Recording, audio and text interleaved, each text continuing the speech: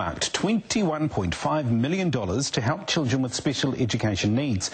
Plus, bus routes in Hamilton will be affected by strike action this morning as drivers walk out over a pay dispute. More details at 7 o'clock. Hey, Kona.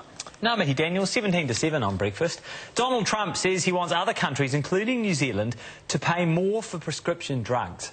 Announcing plans to lower drug prices for Americans, the US president lashed out at what he called freeloading foreign governments for extorting, quote, unreasonably low prices from US drug companies.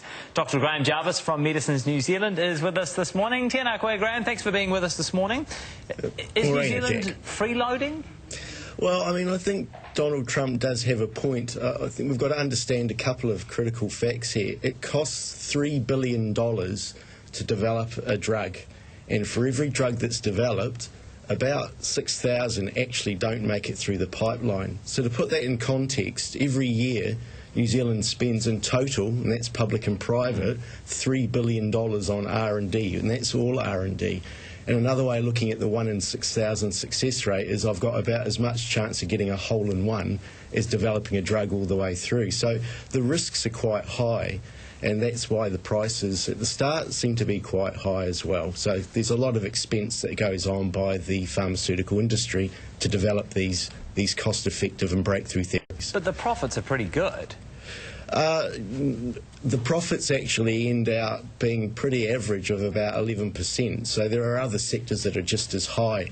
And remember, a lot of that, without making money, if you're not making money, you're not in business, and you can't actually make those drugs in the first place. Okay. But just to, let's just stop and have a look at the numbers for a moment. So I looked up some of the major pharmaceuticals that fund your organisation. GlaxoSmithKline made a profit last year of $8 billion. Pfizer made a profit last year of $30 billion. AstraZeneca made a profit of $10 billion last year. So these are just the first three I picked. So I think they're doing okay, aren't they? Yeah, and they invest about that level of money, so that profit margin, that same level of investment back into R&D, Jack, and I think that's important. Without innovation, we don't see the sort of things like these cures for hepatitis, some of these wonderful breakthroughs in cancer therapies, some of the vaccines that we hear about like the Gardasil's. Without that investment, we're not going to get that sort of innovation coming through to make a big difference to New Zealand patients and the health system. But isn't the difference in price, and perhaps the reason that Donald Trump thinks that Americans are paying too much for drugs, it comes down to the private insurance market and the way the whole US medical system is structured?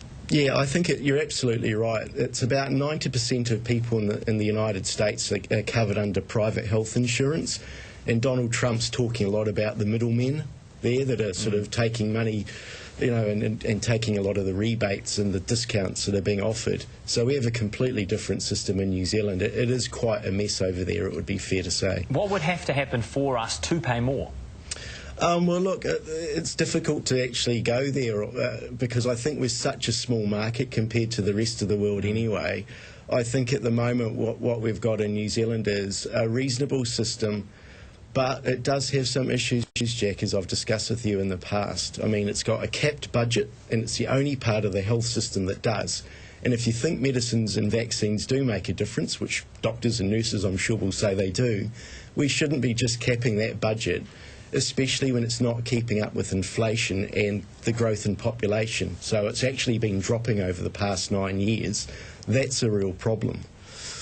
Okay. Thank you very much for your time, Graeme. As always, Dr. Graeme Jarvis from Medicines New Zealand.